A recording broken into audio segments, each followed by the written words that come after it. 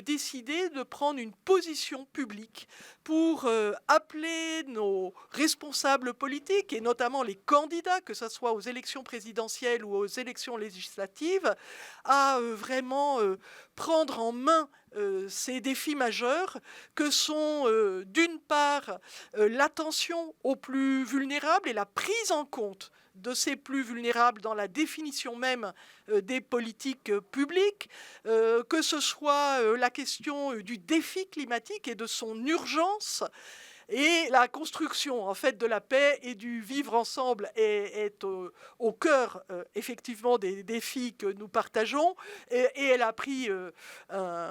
je dirais, un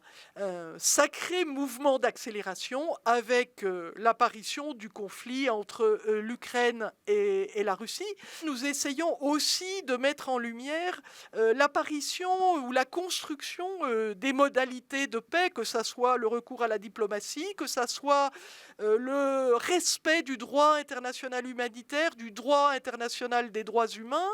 ou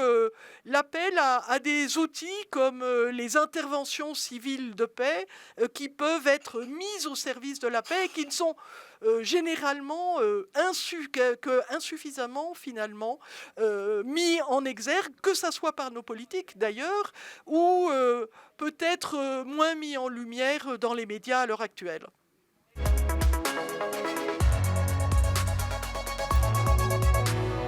Notre démarche, c'est au fond, ensemble, de montrer que, par l'exemple que nous faisons de nous rassembler, 37 organisations chrétiennes, des 3 grandes confessions chrétiennes, nous avons pu nous mettre ensemble pour partager des convictions communes. Nos convictions communes, elles sont évidemment ancrées dans l'Évangile que nous partageons et qui nous amènent à vivre ensemble la fraternité. La fraternité que nous appelons de nos vœux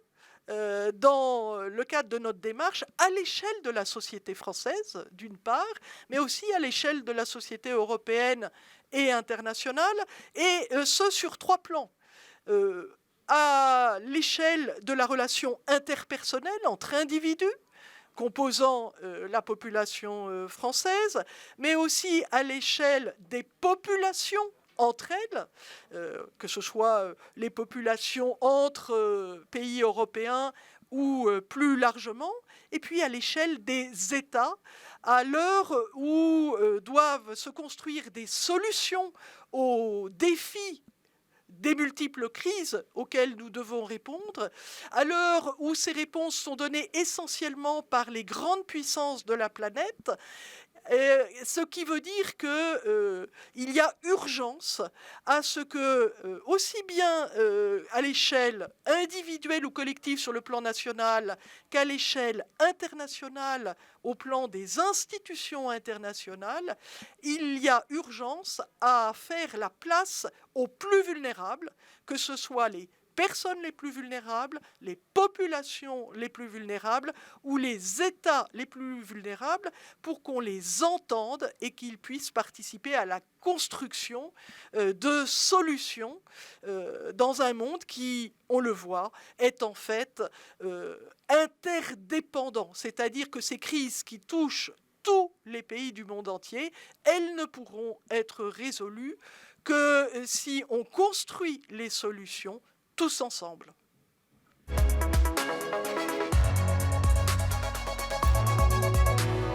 L'espérance.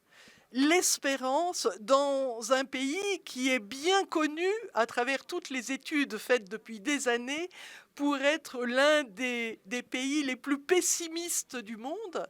alors que ce n'est pas l'un des pays les plus pauvres du monde, les plus démunis du monde. Nous sommes dans tous les classements internationaux depuis un certain nombre d'années, considérés comme un peuple défaitiste qui ne croit pas en l'avenir, qui ne croient pas en ses capacités de surmonter les difficultés. Je crois que nos 37 organisations chrétiennes, elles sont animées par cette foi dans le Christ partagé. Et cette foi dans le Christ partagé, elle est, au fond, elle nous permet d'irradier quelque part dans la confiance dans le Seigneur, dans l'espérance, la confiance aussi